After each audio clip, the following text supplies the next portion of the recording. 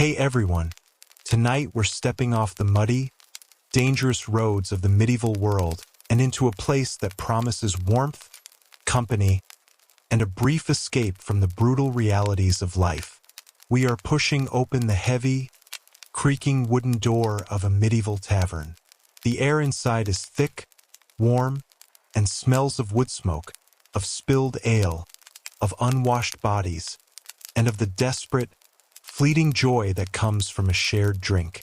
But make no mistake, this is not a cozy, charming inn from a fantasy novel. This is a place of business, of gossip, of gambling, and of sudden, brutal violence.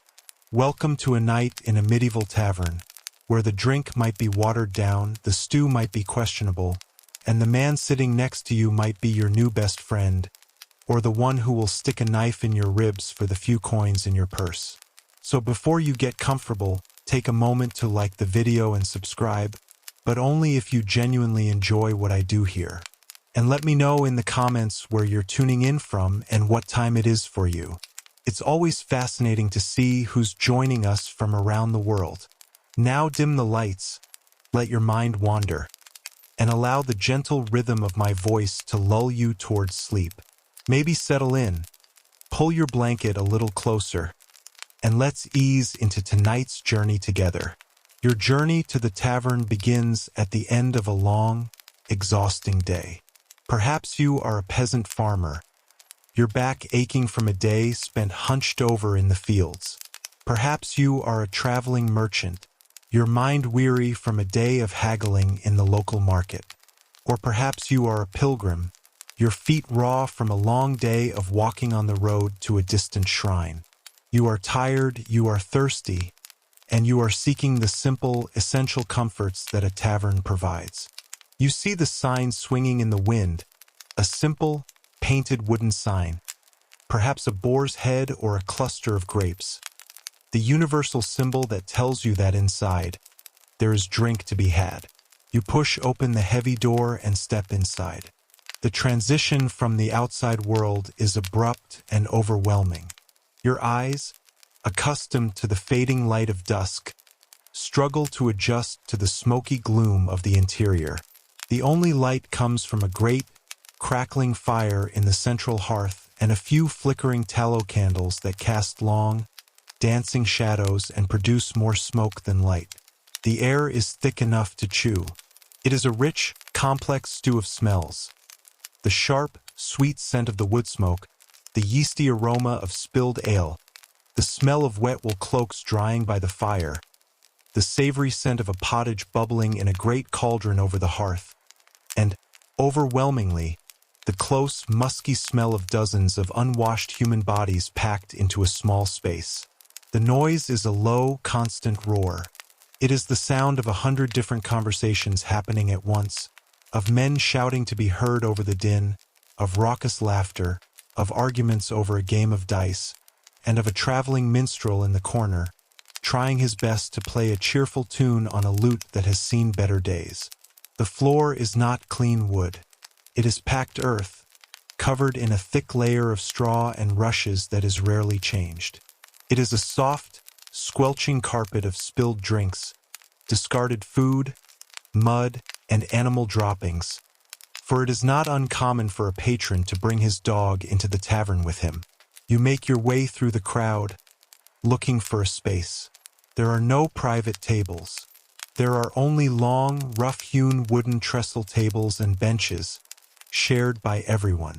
You find an empty spot on a bench, squeezing in between a grizzled man-at-arms, his leather jerkin stained and worn, and a group of local farmers who are loudly debating the price of wool.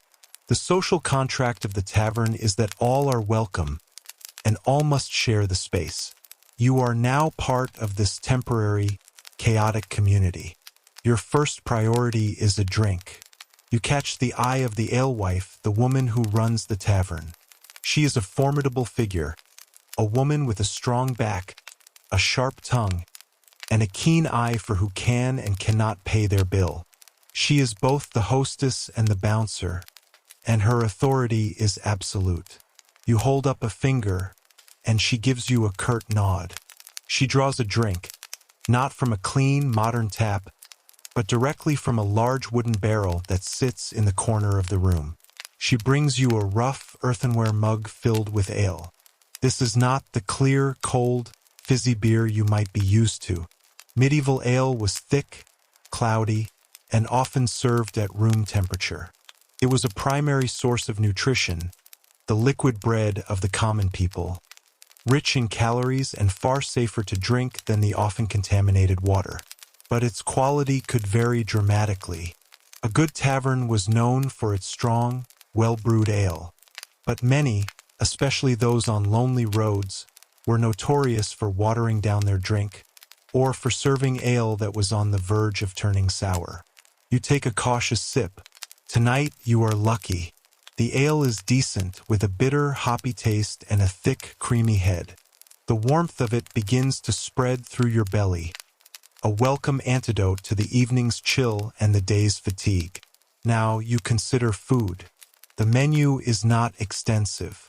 There is usually only one dish available: the pottage. It is a thick, perpetual stew that has been simmering in a great cauldron over the hearth for days, if not weeks. New ingredients are simply added to the pot as they become available.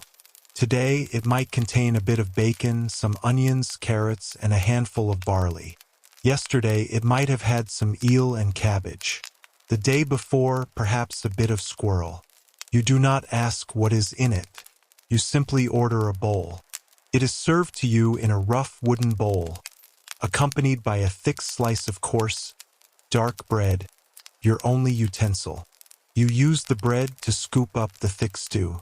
It is hot, it is savory, and it is filling. It is the perfect, simple food for a weary traveler. As you eat and drink, you begin to take in the scene around you. The tavern is the central information hub of the medieval world. It is the local newspaper, the internet, and the social media feed all rolled into one. Here, you can learn everything you need to know. The farmers next to you are complaining about a new tax levied by the local lord. The merchant down the table is boasting of his recent journey to a great trade fair and the prices he got for his wool. The soldiers in the corner are whispering about rumors of a war with a neighboring kingdom. A traveling pilgrim is sharing stories of the holy relics he has seen on his journey.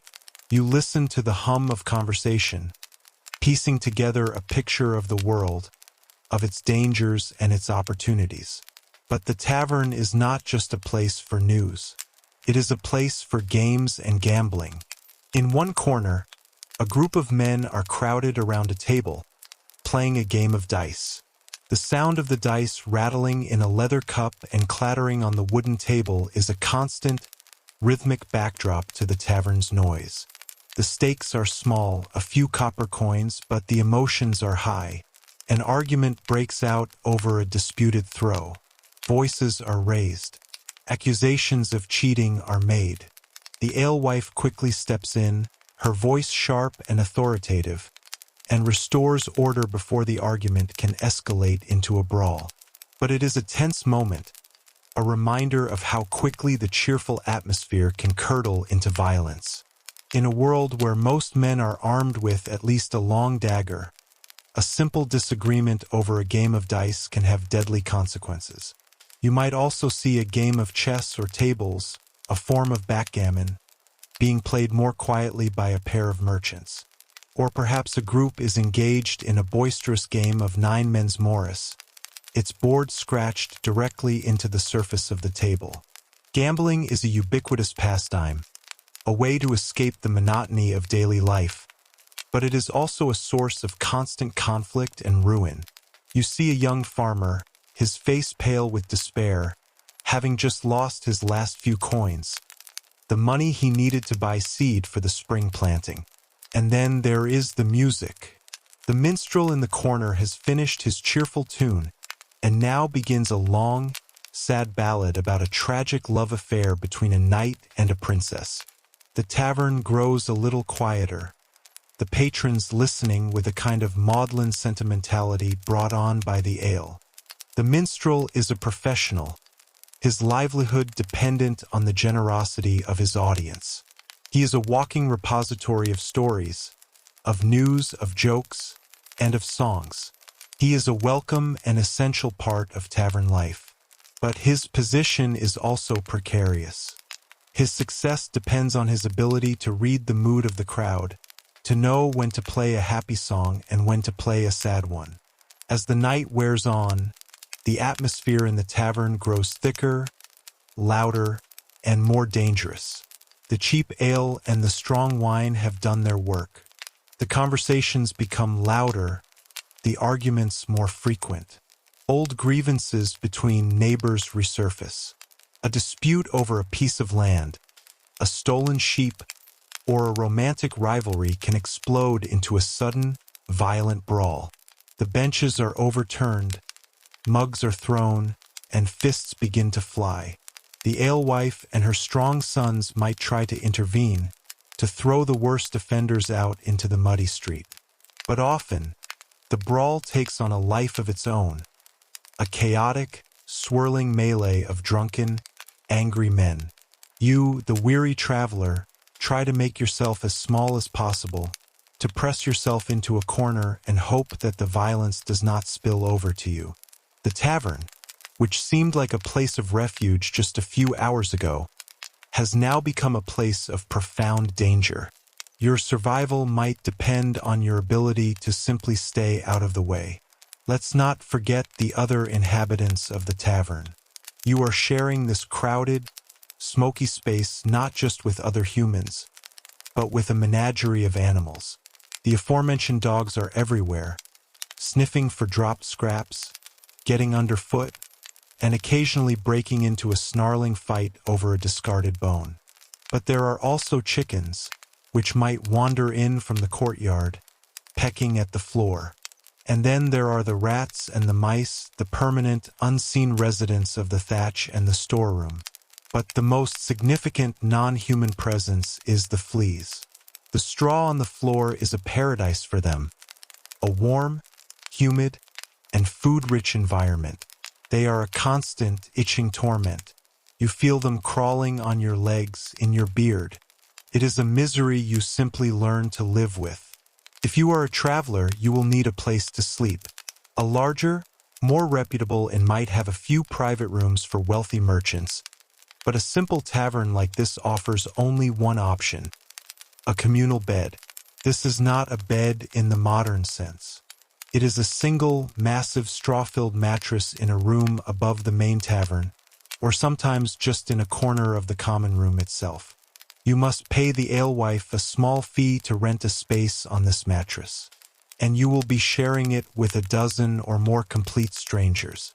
You lie down, fully clothed, your purse tied securely to your wrist, your dagger clutched in your hand. The man next to you is a snoring, drunken pilgrim. The man on your other side is a silent, watchful soldier.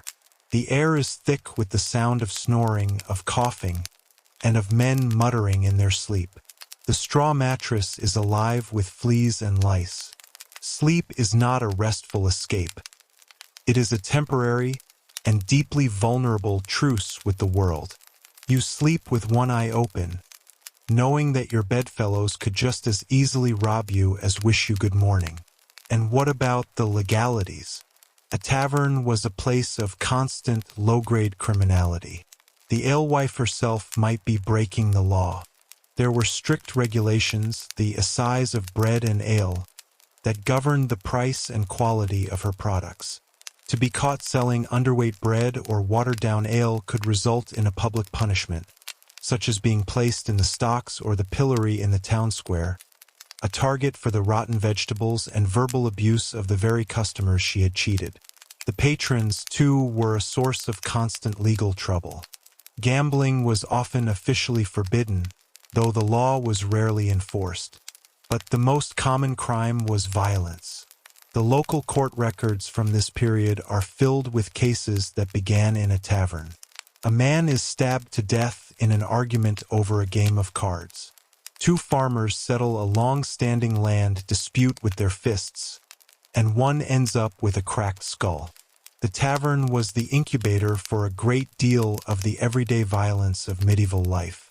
When a brawl breaks out, you, the traveler, are in a dangerous position. If you get involved, you risk injury or death. If you don't, you risk being seen as a coward. And if the town watch arrives to break up the fight, they are likely to arrest everyone present and let the magistrate sort it out in the morning. Your quiet night of rest could easily end with you in a cold, damp jail cell. But despite the dangers, the smells, and the discomfort, the tavern serves an essential purpose. It is a place of community.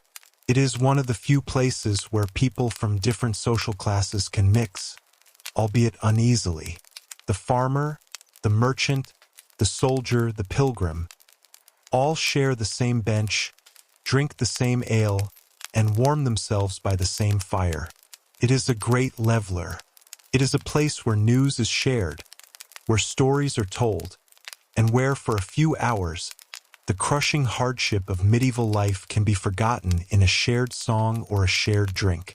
It is a place of profound human connection, a flickering light of community in a dark and dangerous world. As you finally drift off into a fitful, flea-bitten sleep, you are surrounded by the snoring, muttering, and deeply human sounds of your fellow travelers. You have survived a night in a medieval tavern, and you have learned that the greatest dangers are not always on the road, but sometimes they are waiting for you at the inn.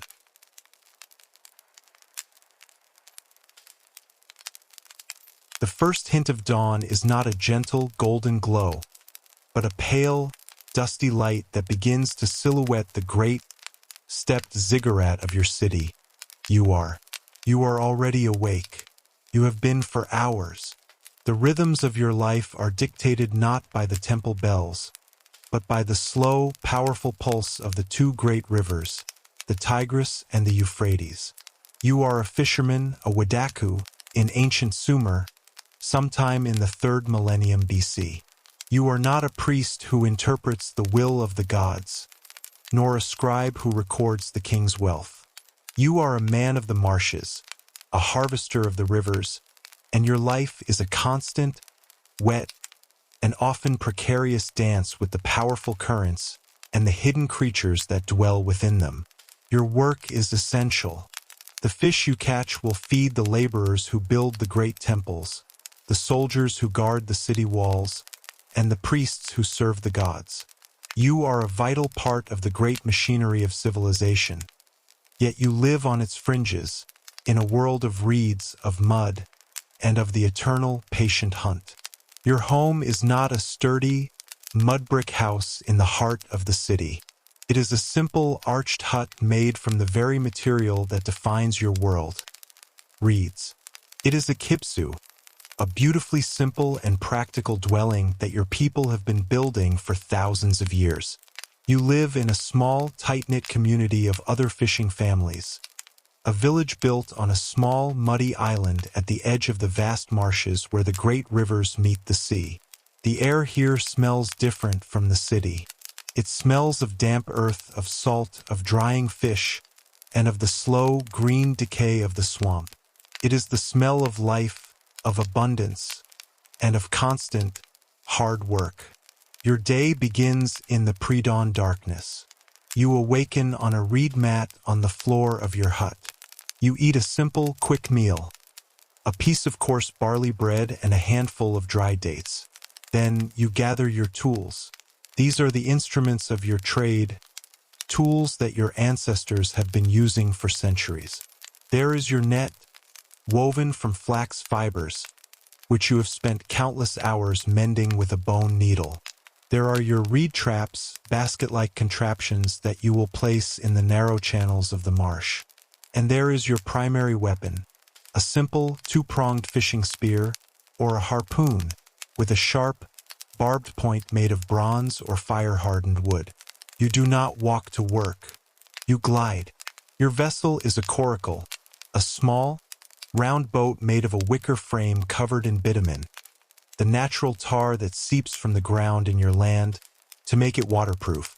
It is a light, nimble, and slightly unstable craft, perfect for navigating the shallow, reed-choked waterways of the delta.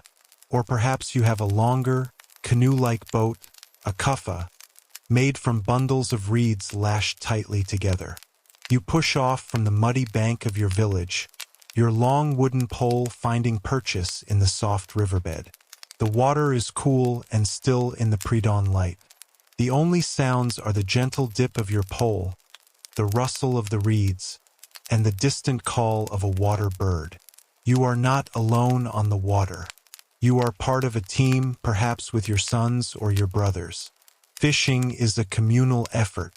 You navigate your small boat through the labyrinthine channels of the marsh, a world of towering green reeds that seems to stretch to the horizon. You know these waterways intimately. You can read the subtle patterns of the current. You know where the deep pools are, where the great carp and catfish like to hide. This is a knowledge passed down through generations, a mental map of this vast, watery world. Your first task of the day is to check your traps. You have set them the evening before, baited with small pieces of bread or offal, in narrow channels where the fish are likely to pass. You pull a trap from the water. It is heavy, and you feel a surge of hope. Inside, a collection of small fish and crabs are flapping and scrabbling. A good morning's catch.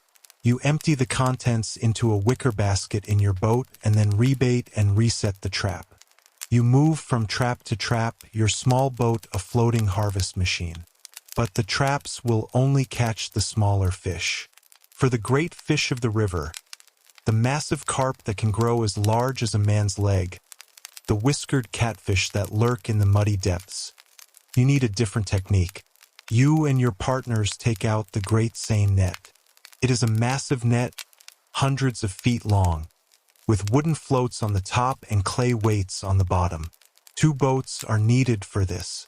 One boat remains stationary while yours circles out, playing out the net to create a great, curving wall in the water. Then you begin to slowly pull the 2 ends of the net together. This is hard, heavy work. The wet net is incredibly heavy, and the fish trapped within struggle with a powerful, desperate energy. You and your partners pull together, your muscles straining, your feet braced against the bottom of the boat. The net is slowly drawn in, and the water within it boils with the thrashing of dozens, perhaps hundreds of panicked fish. It is a moment of chaos and triumph. The fish are scooped from the net with smaller hand nets and thrown into the bottom of the boat, a writhing silver and gold pile of life. There is another, more direct, and more dangerous method of fishing: spearing. This is reserved for the true giants of the river.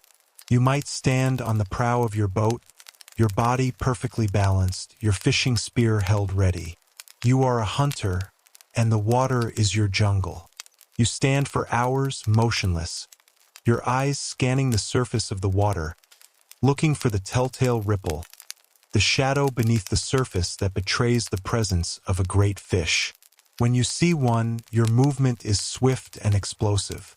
You hurl your spear with all your might, the long rope tied to its end uncoiling behind it.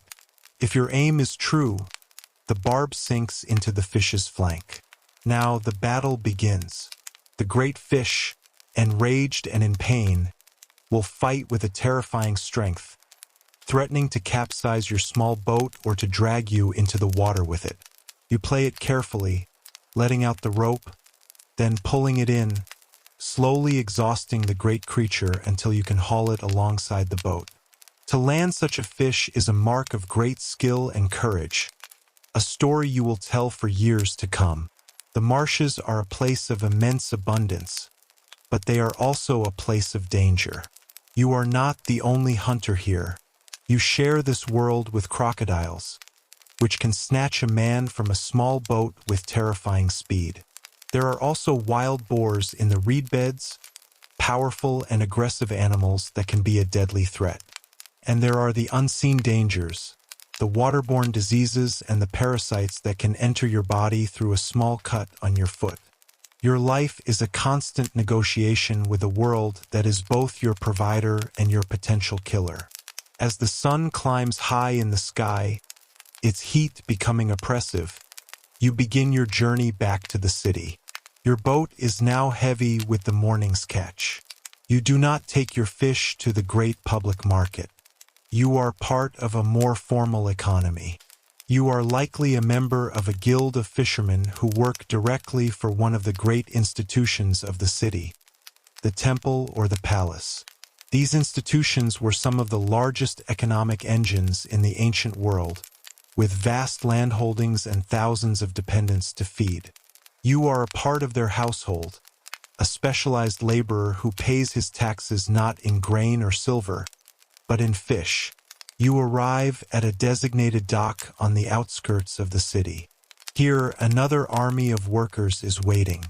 Scribes, officials from the temple or the palace, are there to record your catch. You unload your baskets of fish, and they are weighed on large balance scales.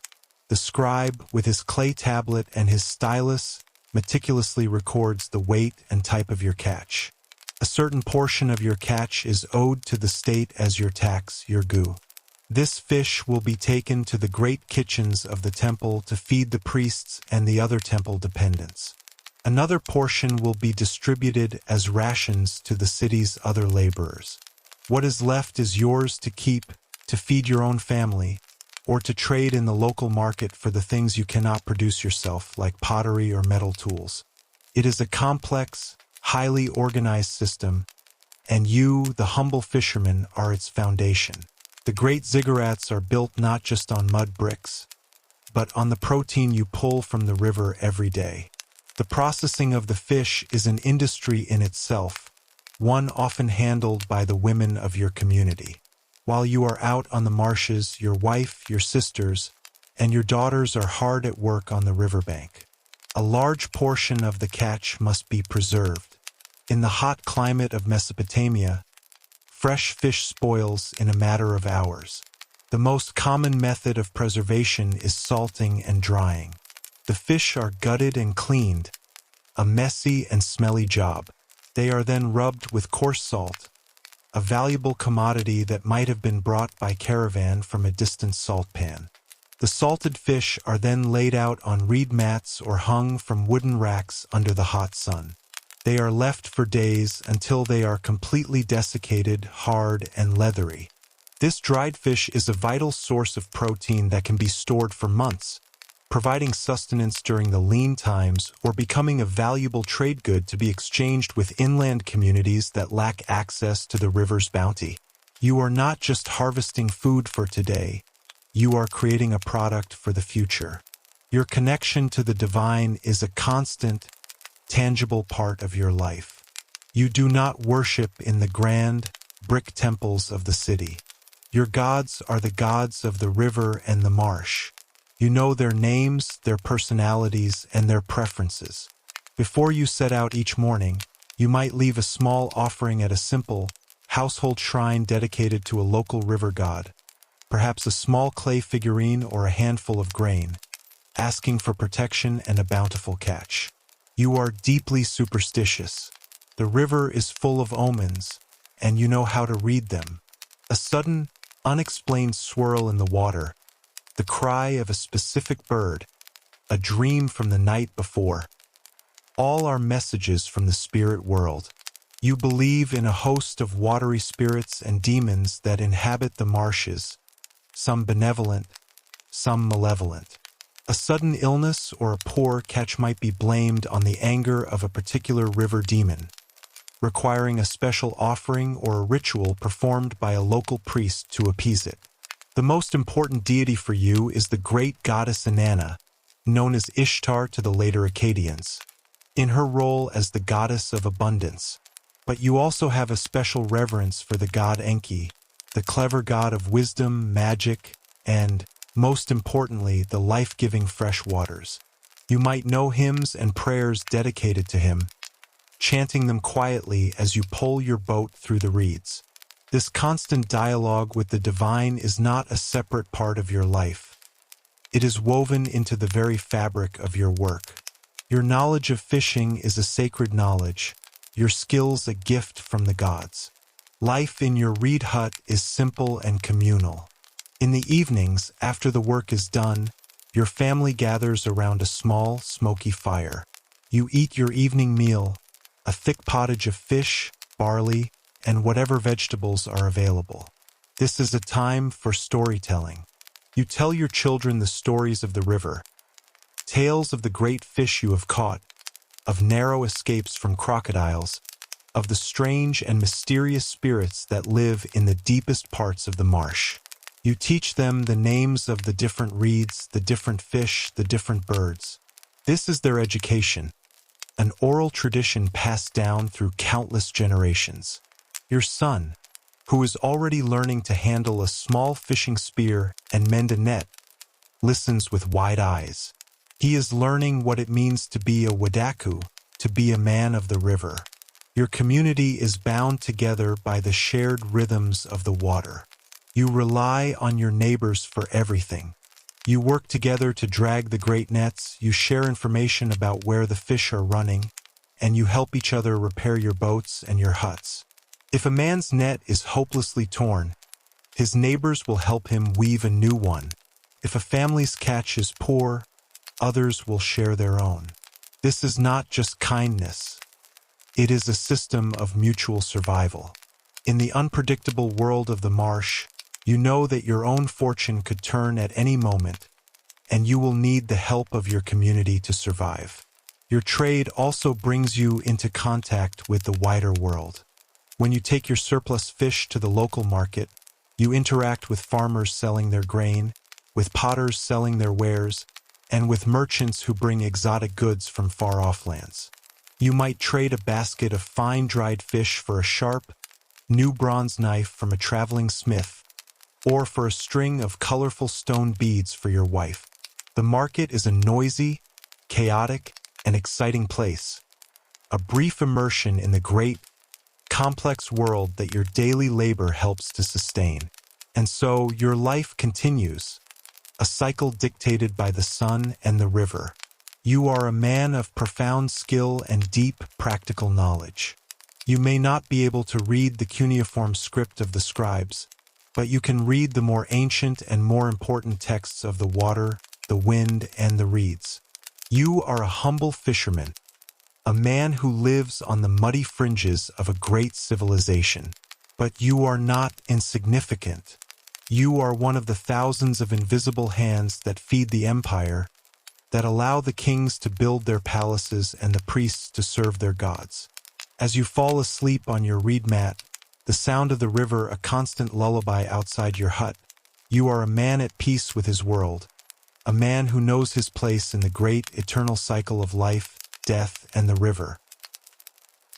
The first thing you notice upon waking is the smoke. It is not the clean, fragrant smoke of a noble's hearth, but a thick, hazy, and ever-present blanket that hangs in the air of the longhouse. It catches the single, pale column of morning light filtering down from the smoke hole in the roof, a light that seems to struggle to pierce the gloom. The smoke smells of burning peat, of sleeping bodies, of damp wool, of old leather, and, most powerfully, of the livestock who shared this space with your family through the long, cold Scandinavian night. You are 10 years old, your name is Astrid, and your world is this long, narrow hall, a universe of timber, thatch, and fire. There is no gentle awakening here, no parent softly calling your name. The cold seeping up from the packed earthen floor is your alarm clock, and the low, impatient bleating of a goat is your first summons to duty. In the Viking Age, childhood was not a period of protected play and leisure. It was a rigorous, hands-on apprenticeship for survival, and your chores began the moment your eyes opened to the smoky darkness. Your first task, before even a thought of breakfast can form in your mind, is the fire. The central hearth, a long, shallow pit in the middle of the earthen floor, is the beating heart of the longhouse. It is the sole source of heat against the biting northern cold, the only light in the windowless gloom, and the place where every meal is cooked. Last night, your father, before he lay down to sleep, carefully banked the embers with a thick layer of ash to keep them alive through the night. Now it is your job, as one of the children of the house, to gently resurrect them. You kneel on the cold, hard-packed earth, your small hands carefully scraping away the gray ash to reveal the faint, precious, orange glow within. You add small, dry twigs and kindling, which you helped gather yesterday, blowing softly, patiently, your breath a small, warm cloud in the frigid air, until a tiny flame flickers uncertainly to life. Then you add larger pieces of peat or split wood, carefully building the fire, nurturing it from a fragile spark into a steady, reliable blaze. To let the fire die out would be more than an inconvenience. It would be a disaster, a sign of carelessness and incompetence that your family, living on the edge of survival, could not afford. The warmth that begins to slowly spread from the hearth is your first, and most important, accomplishment of the day. While the fire grows, your older brother, Bjorn, who is perhaps 14, has his own set of unpleasant morning duties. If it is deep winter, the most valuable livestock, a milk cow, a few sheep or goats, have been brought inside the longhouse to share its warmth and protection from the predators of the forest. This practice saved them from freezing, but it also meant their waste now decorated the floor at one end of the hall, the area designated for the animals. Bjorn's job is to muck it out. With a simple wooden shovel, he scoops the dung and soiled straw into a woven wicker basket. It's a smelly, thankless, and backbreaking task, but essential for keeping the living space even remotely hygienic and for preventing the spread of disease. He carries the heavy baskets outside to the midden heap, a steaming pile of waste near the house. This dung is not just waste. In the cyclical world of the Viking farm, nothing is truly thrown away. It will be left to decompose, and in the spring, it will be spread on the small fields as a rich fertilizer for the barley and rye crops. Meanwhile, one of your own essential tasks is to fetch water. You take 2 heavy wooden buckets, their iron hoops cold to the touch, and head out into the crisp, biting morning air. The journey is to a nearby stream or a well, its water so cold it makes your fingers ache as you lower the bucket. You fill the buckets to the brim, and the weight of them makes you stagger on the walk back to the longhouse. Your shoulders ache, and your hands are raw from the rough wooden handle. This water will be used for everything. For the simple porridge that will soon be bubbling in the great iron cauldron over the fire, for the small amount of washing your family will do, for watering the animals that remain inside, and for the day's cooking. You will make this trip several times before the day is over, a constant, weary procession for one of life's most basic necessities. With the fire lit and the water fetched, the domestic rhythm of the longhouse begins, and your work is central to it. Your mother, her face already lined with a lifetime of hard work, hands you a small leather pouch of barley. Your task is to grind it into flour for the day's flatbread. You kneel before the cornstone, a heavy, flat, circular stone with another, smaller stone on top. It is a simple, hand-operated mill. You pour the hard grains of barley into a hole in the top stone and begin to turn it, a repetitive, grinding motion that requires all of your upper body strength. The stone is heavy, and the work is slow and arduous. The gritty, scraping sound of stone on stone fills your corner of the longhouse. It's monotonous, tiring work, but the coarse, gray flour that trickles out from between the stones is the very foundation of your family's diet. While you grind, your mother might be tending to the large iron cauldron that hangs from a hook over the hearth, stirring a simple, thick porridge of grains and water, which will be the morning meal for the entire family. It is not exciting, but it is hot, and it will give you the energy you need for the long day of work ahead. After the grinding is done, Your day's work shifts to what is perhaps the most important and time-consuming craft of a Viking woman, the creation of textiles. Your family needs clothes to protect them from the cold, blankets for warmth, and sails for your father's boat, and all of it must be made by hand, from scratch.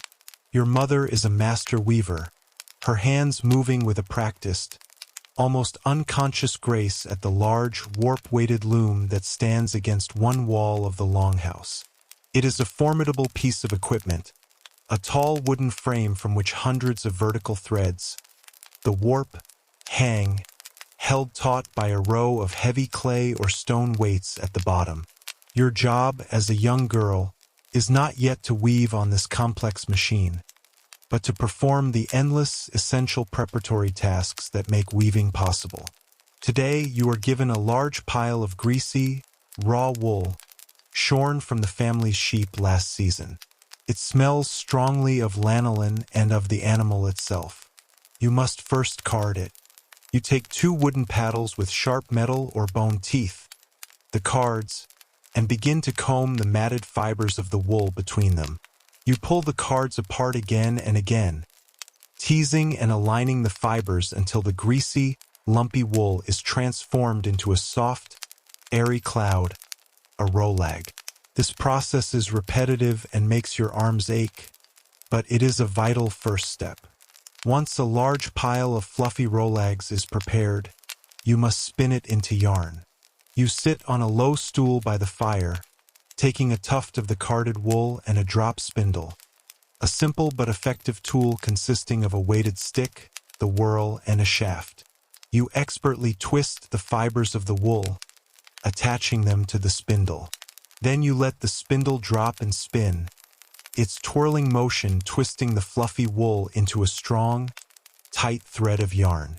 It's a skill you've been learning since you were old enough to hold the spindle. Your fingers move automatically, your mind free to wander as you listen to the sounds of the longhouse, the crackle of the fire, the low murmur of your mother's voice, the sound of your father sharpening his axe. This process is incredibly slow.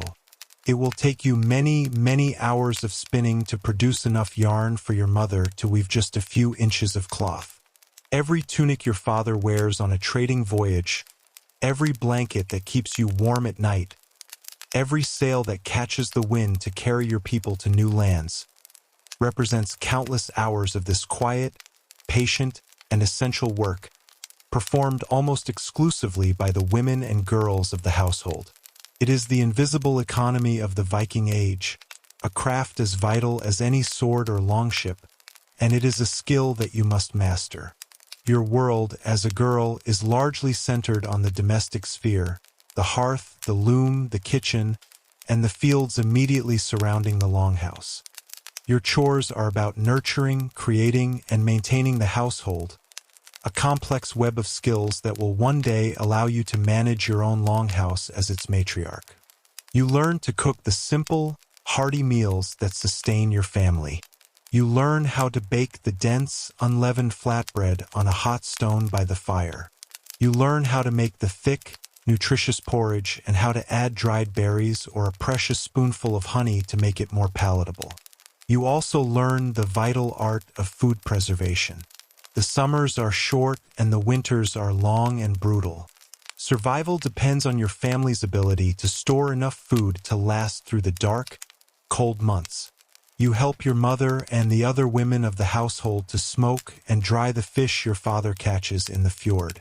You learn to salt down great cuts of meat from a slaughtered pig or cow, packing it into wooden barrels where it will keep for months. You learn to forage in the nearby woods for berries, nuts, and edible mushrooms in the summer and autumn, and how to dry them for later use. You are learning the science of survival, the alchemy of turning a season's abundance into a winter's sustenance. You are also responsible for mending clothes, a constant and essential task. The rough, homespun wool and linen garments are durable, but they are subjected to hard use.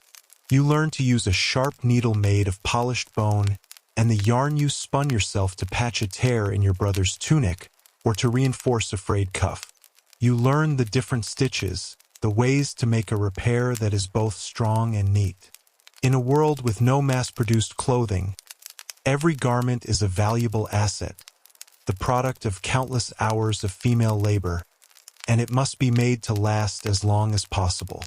You are the keeper of your family's most basic comfort and protection against the elements. Your brother Bjorn's world, meanwhile, is oriented outward, towards the forest, the sea, and the battlefield. His chores are an apprenticeship for the life of a Viking man.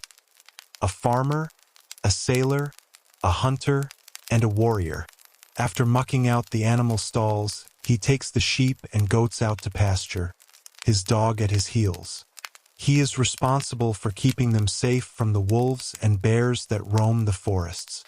He learns to use a herding staff to read the weather and to know the landscape of his family's lands intimately.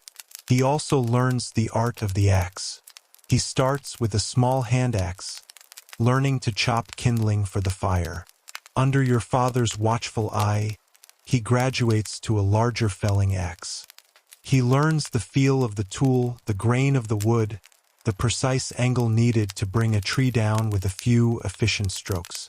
The wood he fells will be used for everything.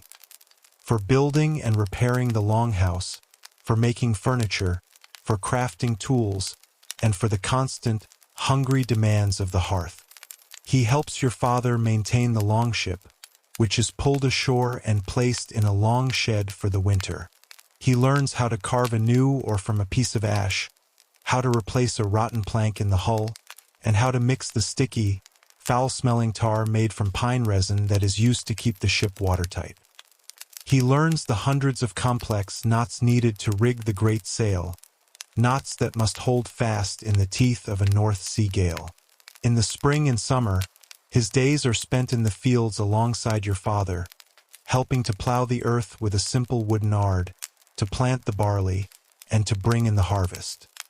He learns to fish, not with the small nets and traps of the inner fjord, but on the open water, casting great nets from a small boat. He learns how to hunt, how to set snares for rabbits and track deer in the forest. His work is about strength, about providing for and protecting the family. Your chores and his are different, but they are two halves of the same whole, the interlocking gears that keep the complex machine of the Viking household running. Life is not all work, however. Learning is woven into every task, but there is also time for play, especially in the long, bright days of the northern summer. You and the other children of the village might have running races through the fields, play games of tag among the longhouses, or have swimming contests in the icy, bracing water of the fjord. Bjorn and the other boys wrestle, a favorite Viking pastime that is both a game and a form of combat training. It teaches them balance, strength, and how to handle themselves in a fight.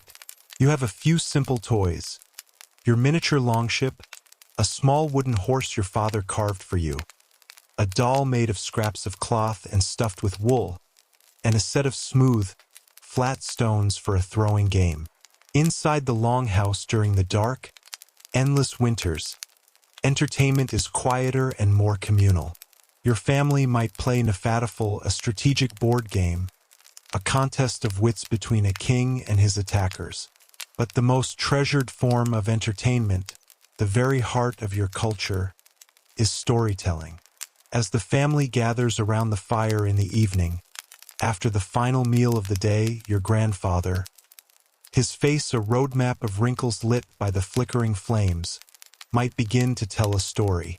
He tells the old tales, the sagas of great heroes like Ragnar Lothbrok or Gunnar of Hlorrendi, men whose courage and whose doom were legendary. He recites the great poems of the gods from the poetic Edda, of Odin, the All-Father who hung from the world tree for 9 days and 9 nights to gain the wisdom of the runes, of Thor, the mighty, red-bearded thunder god with his hammer Mjolnir, who fought against the giants, and of Loki, the cunning, handsome, and utterly untrustworthy trickster. You and Bjorn listen, captivated, your own small chores forgotten. These stories are not just entertainment. They are your history, your religion, your moral compass. They teach you what it means to be brave, what it means to be honorable, what happens to those who break their oaths, and the importance of fate, the inescapable WYRD that governs the lives of both gods and men. They are as much a part of your education as learning to spin or wield an axe. As the story ends and the fire burns low, a comfortable silence settles over the longhouse. The animals are quiet. Your parents are speaking in low voices.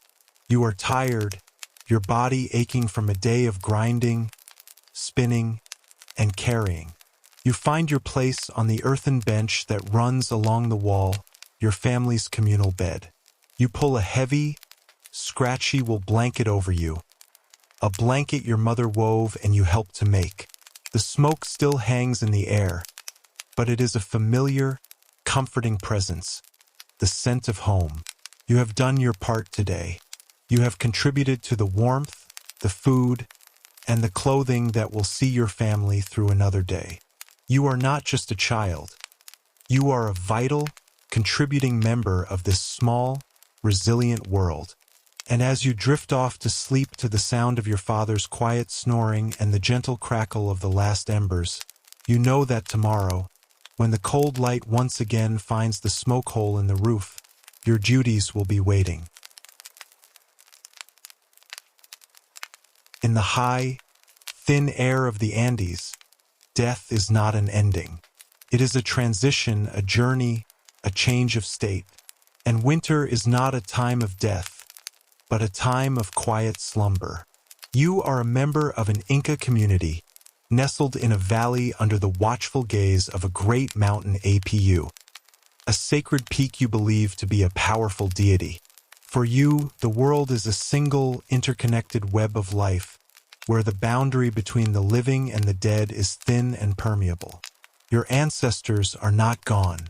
They are simply in a different state, and they remain a vital, active part of your family and your community. They watch over you, they intercede with the gods on your behalf, and they require your constant care and respect.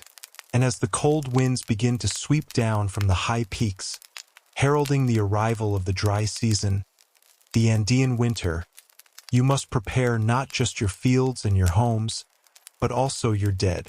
This is a process of profound importance, a series of rituals designed to ensure that your ancestors are comfortable, protected, and honored during their long, cold sleep. Your relationship with your dead is a deeply intimate and physical one. The Inca were masters of mummification, but their mummies were not like the resin-soaked, tightly wrapped mummies of ancient Egypt, hidden away in dark, sealed tombs.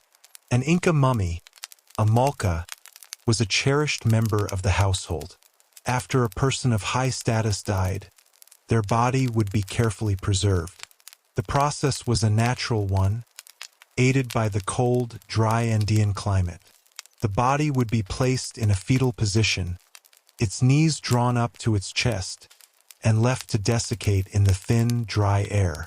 The internal organs were often removed, and the body was treated with various herbs and oils. It was then dressed in layers of fine, beautifully woven textiles and sometimes adorned with a mask of gold or shell. The result was not a terrifying corpse, but a shrunken, leather-like figure, a permanent, physical vessel for the spirit of the deceased. These malquis were not buried and forgotten. They were kept in the home, in a special chamber, or in a chulpa, a stone tomb or house for the dead, often built in a prominent place overlooking the community's lands. And they continued to participate in the life of the family. They were consulted on important matters. They were offered food and drink, their favorite dishes and a bit of chicha, the corn beer, placed before them. Their clothing was changed regularly, and on great festival days, they were brought out of their chambers on ornate litters and paraded through the community, joining in the celebration. They were the honored elders of the clan, their physical presence a constant reminder of the family's lineage and its connection to the spirit world. To neglect your mummified ancestors was a terrible crime, an act of disrespect that could bring famine, disease, or disaster upon your entire community. As the Andean winter approaches, the dry season from May to October, a new set of duties begins. While this is not a winter of snow and ice in the valleys, it is a time of cold, dry winds and sharp, clear nights. It is a time when the earth sleeps, and you believe that your ancestors do too. Your preparations are both practical and spiritual. The first task is to ensure the physical comfort of the Malka. You and your family will visit the chulpa. You carefully remove the mummy from its resting place. Its body is light, a bundle of cloth and leathery flesh. You and the women of your family will undress the mummy with great reverence. The old textiles are carefully removed to be washed or replaced. The body itself is cleaned. You might gently brush away any dust or debris that has accumulated. You might anoint the dry skin with special oils to preserve it. Then comes the redressing, a ritual of immense importance. The textiles of the Inca were one of their most valuable and sacred art forms. The quality and the pattern of the cloth were a sign of status, of identity, and of spiritual power. For the winter, you will dress your ancestor in the warmest, finest textiles your family possesses. This means multiple layers of thick, soft cloth woven from the wool of alpacas and vicuñas. The innermost layer might be of fine, undyed cotton. Over this, you place several layers of woolen tunics and mantles. The colors and patterns are significant. A specific design might indicate the ancestor's clan, their profession, or a great deed they performed in life. To wrap your ancestor in these beautiful warm cloths is an act of love, of memory, and of ensuring their comfort during the cold months ahead. It is like tucking a revered elder into bed for a long sleep. Once the mummy is redressed, it is placed back in its tomb, often with fresh offerings. These are not just offerings of food, but things that the spirit might need or enjoy during its slumber. You might place a small bag of coca leaves, a vital substance for any journey, spiritual or physical. You might include a few new, beautifully crafted ceramic vessels, or perhaps a small, personal object that the ancestor favored in life, like a favorite weaving tool or a small, carved stone llama. The tomb itself is also prepared for the winter. The chulpas were often magnificent structures, round or square towers built of finely cut stone, with a small, east-facing doorway. You ensure that the tomb is secure, that the stonework is sound, and that there are no leaks that could allow the damp to get in and damage the mummy and its offerings. The doorway is sealed, not permanently, but in a way that protects it from the elements and from scavenging animals. You are creating a safe, comfortable, and honored space for your ancestor to pass the winter. This care was not just for the great, noble mummies. Even common families would have their own, humbler ways of caring for their dead. A simple farmer might keep the desiccated bodies of his parents in a cave near his home. He, too, in his own way, would perform these rituals of care. He might not have fine alpaca textiles, but he would wrap his ancestors in the warmest wool blankets he possessed. He might not have golden ornaments, but he would offer them the best of his harvest. This deep, personal connection to the dead was a fundamental part of the Andean worldview, a constant presence in the lives of all people. But the most elaborate preparations were reserved for the greatest of the dead, the mummified bodies of the Sapa Incas themselves. In the capital city of Cuzco, the mummies of the former emperors were the most powerful sacred objects in the entire empire. Each deceased emperor maintained his own palace, his own retinue of servants, and his own vast estates. His mummy was treated not as a dead body, but as a living king who still held court. Priests and a special class of female attendants, the wives of the sun, cared for the royal mummies with a devotion that was astonishing to the Spanish when they first witnessed it. As winter approached, the preparations for the royal Malquis were a major state affair. The great mummies, seated on their golden thrones, would be dressed in the most impossibly fine textiles, cloth so soft and intricately woven that it was considered more valuable than gold. They would be adorned with magnificent jewelry of gold, silver, and precious spondylus shell. A great, multi-day festival would be held in their honor.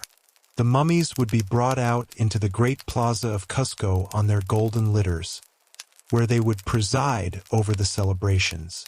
Great feasts were held, and the finest food and chicha were offered to the mummies first, a portion of the food being burned in a sacred fire for them to consume. It was a city of the living and the dead, ruling together, and ensuring their comfort and honor during the winter was a matter of supreme state importance, a way of securing the continued prosperity and stability of the empire itself. This was not just ancestor worship. It was a form of political theater, a constant, public affirmation of the divine and unbroken lineage of the Inca kings. This relationship with the dead was not just about piety. It was also deeply pragmatic. The Inca believed that the ancestors were the true owners of the land, the Alu's ancestral territory. The living were merely its current custodians. To farm the land, you needed the permission of the ancestors. The rituals of care, the clothing, the food offerings, the parades, were a way of maintaining a good relationship with these powerful, invisible landlords. A happy, comfortable ancestor would ensure that the land was fertile, that the rains came on time, and that the crops were abundant. A neglected, angry ancestor could withdraw their favor, leading to drought, blight, and famine. Your survival was therefore directly linked to the happiness of your great-great-grandfather's mummy. This belief system created a powerful incentive for social cohesion and the preservation of ancestral lands. Furthermore, the physical mummies themselves were powerful symbols of lineage and legitimacy. In a society with no written deeds or titles, the mummy of your clan's founding ancestor was your primary legal document. Its very presence was the proof of your family's claim to its land and its water rights. Disputes over land between two Alis might be settled by a council of elders, who would hear testimony and consult the local priests. But the ultimate evidence was often the presentation of the founding mummies themselves. The clan that could trace its lineage back further, that could present the more ancient and revered Malka, often had the stronger claim. The mummies were not just dead relatives. They were title deeds, their leathery bodies a tangible link to the past and a powerful claim on the future. The Andean winter, while dry in the valleys, was a time of intense cold and heavy snow in the high mountains. This had a direct impact on the most sacred of all Inca rituals, the capicocha, or human sacrifice. These sacrifices were often performed on the highest mountain peaks, offerings to the powerful Apis who controlled the weather. The victims were typically children, chosen for their perfection, who were taken to the summit and either sacrificed or left to freeze to death. The extreme cold and dry air of the high Andes would naturally mummify their bodies. Many of these high-altitude mummies have been discovered by modern archaeologists, preserved in a near-perfect state for over 500 years by the relentless, sterile cold. For the Inca, preparing these ultimate offerings for their winter slumber was an act of supreme importance.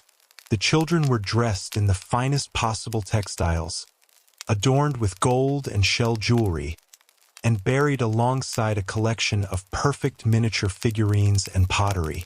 They were sent on their journey to the gods perfectly prepared for the eternal, cold sleep of the mountain peaks.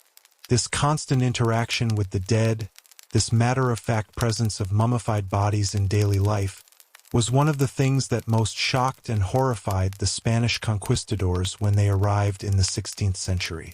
To the Catholic Spanish, A dead body was an object of revulsion, a decaying vessel to be buried and sealed away under the earth. The worship of mummies was, in their eyes, a grotesque and demonic form of idolatry. They saw the Inca practice not as a sign of respect for the ancestors, but as a form of devil worship. In their campaign to eradicate the indigenous religion, the Spanish priests systematically hunted down and destroyed the Malquis. They dragged them from their tombs and burned them in great public bonfires. For the Inca people, this was not just an act of desecration.